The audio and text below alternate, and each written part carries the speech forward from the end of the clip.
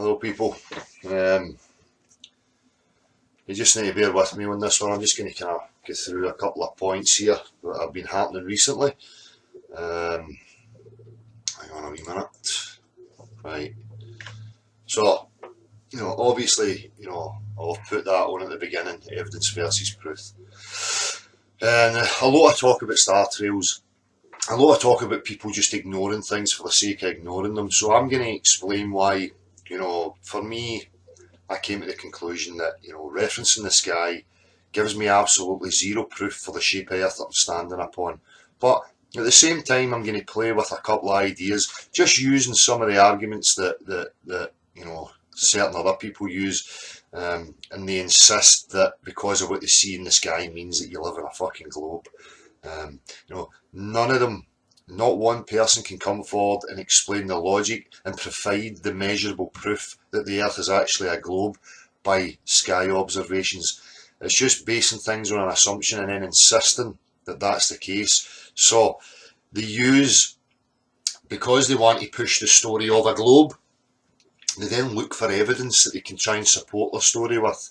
So, as I say, they use sky observations as evidence for their assumption or their claim that they're pushing, but it's no conclusive proof that the Earth is actually a globe. And I can show why. I can come up with other arguments. That it's not an argument where I'm saying it's trying to prove anything. All that I'm going to show up is that you can come up with other arguments. To counter what it is they're saying. And for a start, who really knows exactly what the sun, the moon and the stars are, what they're made of, where they actually are, all these factors, nobody does. So until that's established, what they're trying to claim from their limited perspective is totally flawed, until we have actual proof of what the stars, the sun and the moon are. So, as I say, as I say, for me, the easiest way to put it, proof is conclusive and evidence is not. Right? It's like it's a suggestion. And I'm also put the red herring thing up because a red herring is a piece of information that's meant to be misleading, that's not really relevant to the question, and also sophism. A clever but false argument, especially one used deliberately to deceive, because that's what the globe is.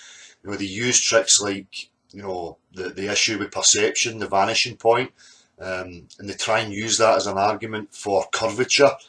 When there's no curvature, that's why, I pointed out before, they always want you to view over water straight in front of you in order to get this effect. That is sophism, because it's an argument that's really there to deceive you, because if they're saying that's true, you would have it from left to right. Okay, so there's so many contradictions in a lot of their arguments, and it is sophism.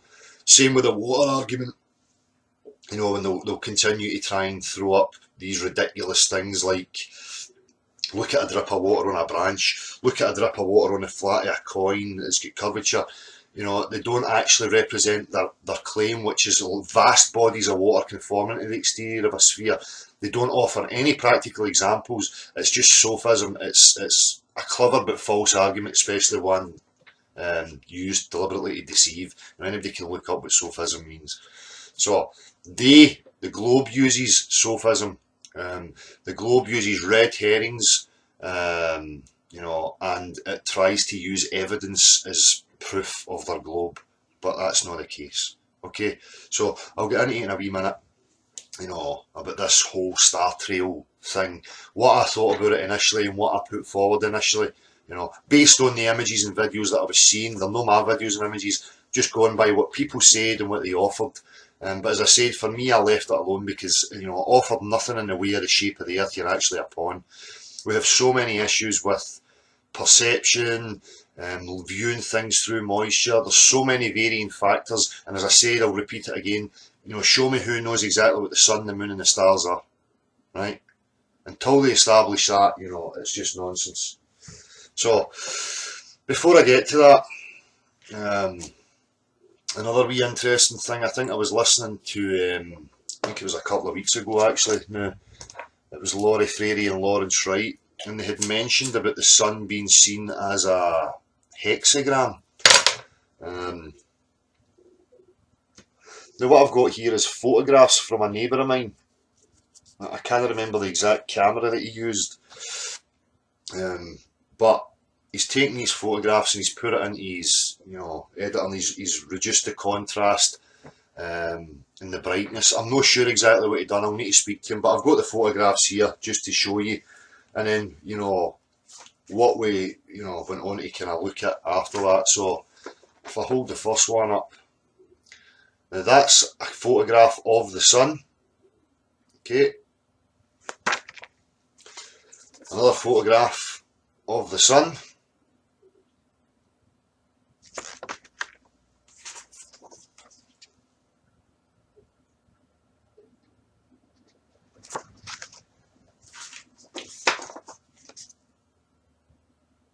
So, it kind of tripped me when I heard them mention about this, and obviously other people have had this, photographing the sun and getting a hexagram, or,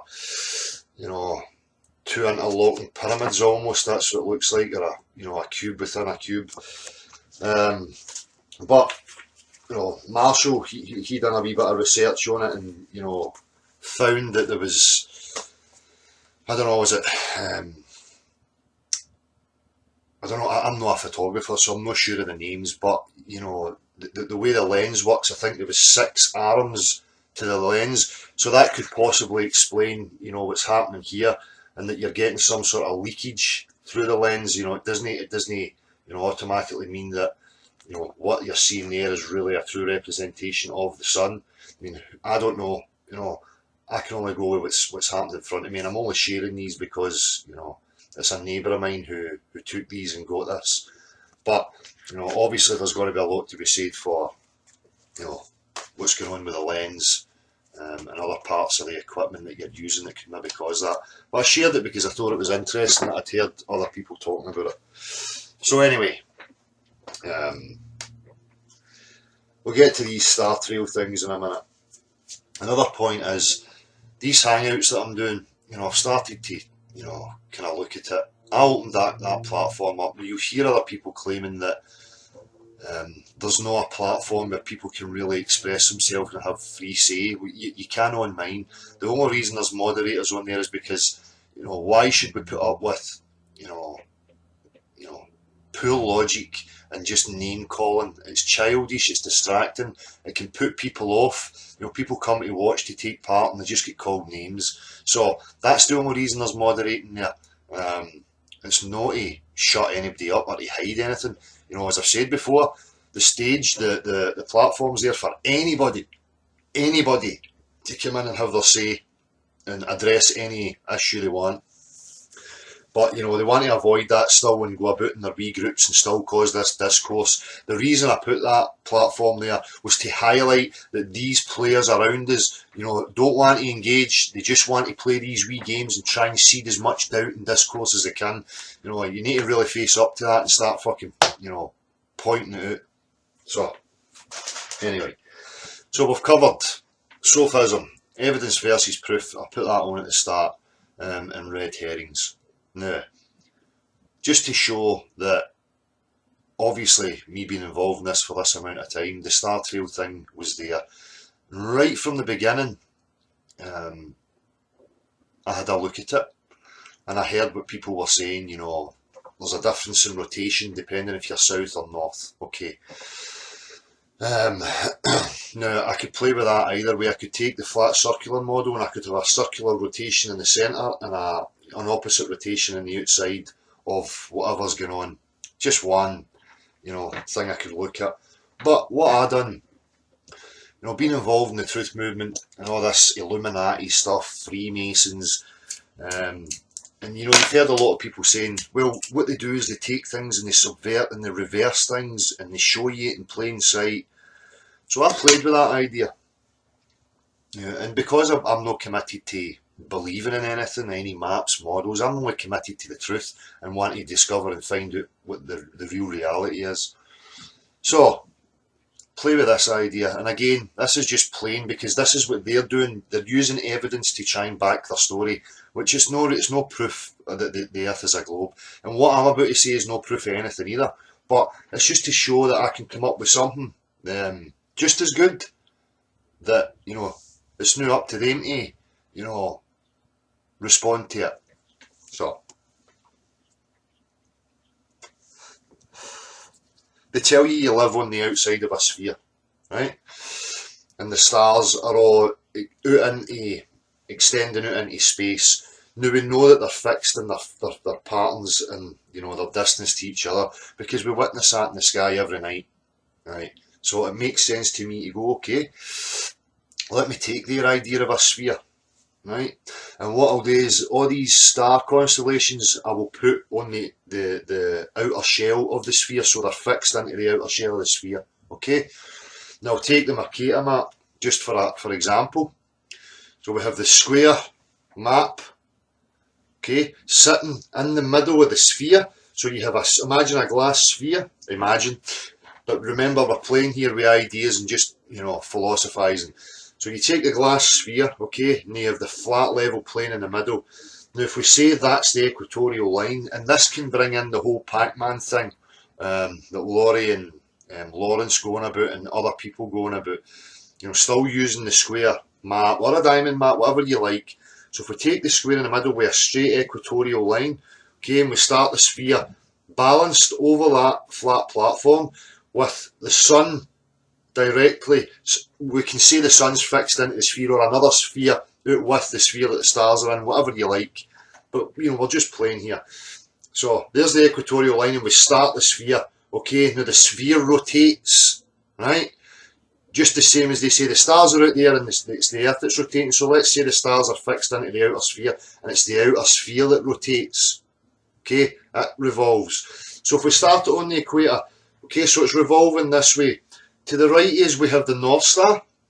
To the left is we have the South. Okay, so as you rotate that, you look to the right, you're getting clockwise, anti-clockwise. You look to the left, you're getting the opposite.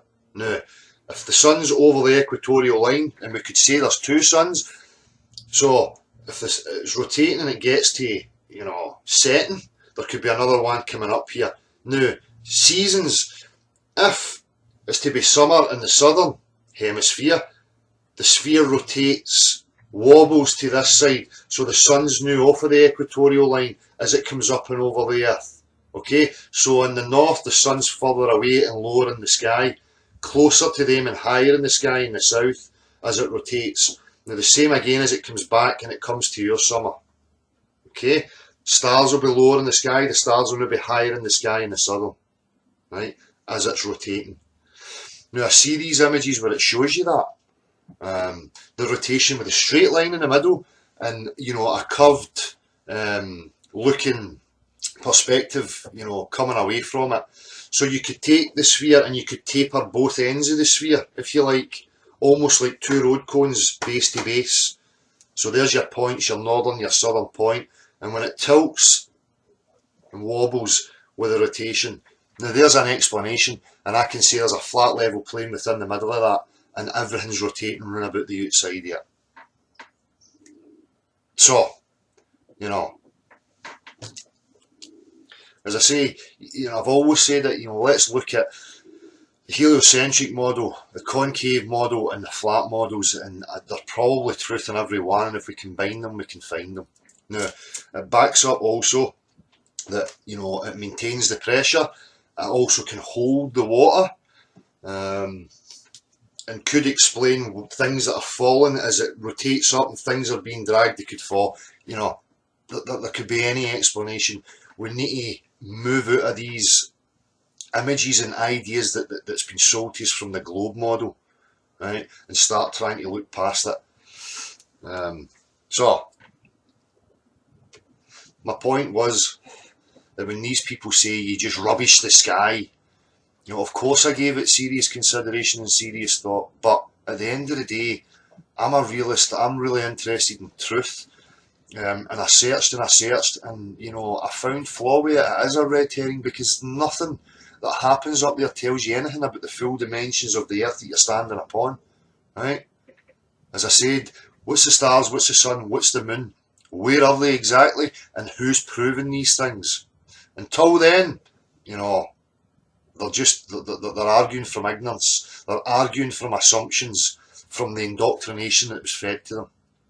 Okay, so we can all observe the sky and see that it's there. I'm not denying that the sky exists, but what I will deny is that it offers you any proof of the shape of earth that you're standing upon.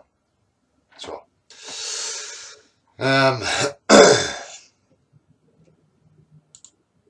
you know, if I had some imagery for that, you know, I would show it. But you know, you get the gist of it. You know, inside a sphere, flat level plane. You know, look at a gyroscope along that lines.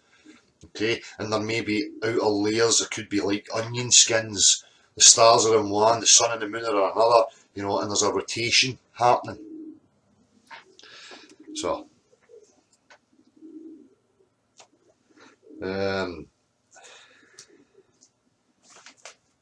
so sophism and red herrings. You know, the globe's full of them. You know, I'm using a natural measuring tool, i.e. water.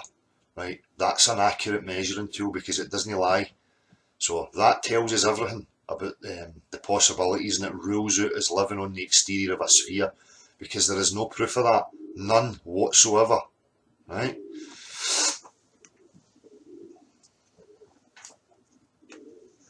It was interesting last night. You know, I went on to Jamie Brown's hangout, and he was, you know, talking about some philosophical ideas, you know, mind-body ideas, which is something I would like to discuss as well. I may go live tonight. I'm not sure. I'll check with some other people and see if they're free for it. If anybody else is interested in coming on and discussing like mind-body philosophy, you know, who we are, do we have a spirit, or are we just a meat sack and consciousness is just a byproduct of that? Is there life after death? You know, why are they hiding what they're hiding? Could it be empowering to us? Does it take us back to the true natural history? You know, for me, it could be very true. So, if I go live tonight, obviously, Orphan Red the last time said that there was some stuff she would like to discuss, which also I would like to discuss in the way of progress and how we move forward, how we reach people, and why, you know, different personalities and characters can play a role in that, as long as they're pushing truth, you know, and no speculation and unprovable claims. So hopefully, you know, Orphan Red will make an appearance to discuss some of that, and anybody else, you know. And again, it's not the Dell show, it's not the Orphan Red show, it's not anybody's show, it's everybody's. So I really want to keep reiterating that and encourage people to come on and have their say. You don't have to be, you know, talking like a scientist or an intellectual. You know, just come on and talk about how you feel, how things have affected you, you know, and where you see it. You know, there's loads of other aspects of this that need to be looked at. You know, and remember, you know, it's not a debate. It's just about what's provable. What's the question? You know, keeping it simple and sorting that out. So again, you know, if I go live tonight, it'll be probably usual about 7:30, and you know, honestly, it's open to anybody. Anybody. I don't have any personal gripes with anybody. I don't have any issues with anybody. You know, all I'm looking for is discussion. We can have a laugh, we can have discussion, but I'm not interested in, you know, shouting over the top of each other. Just a usual bitch fest. You know, and I'll keep offering that platform for these people who claim that they don't have a say, or things are being moderated and their speech is being shut down. The platform's open. You can be sent the link and you can come in and have your say. You're not going to be muted unless you're being abusive. You know, so I think that's pretty much it. As I say, I'll have added these wee snippets in at the beginning. And anybody who wants to discuss anything I've said today, you know, feel free if I go live tonight at 7:30. So, peace.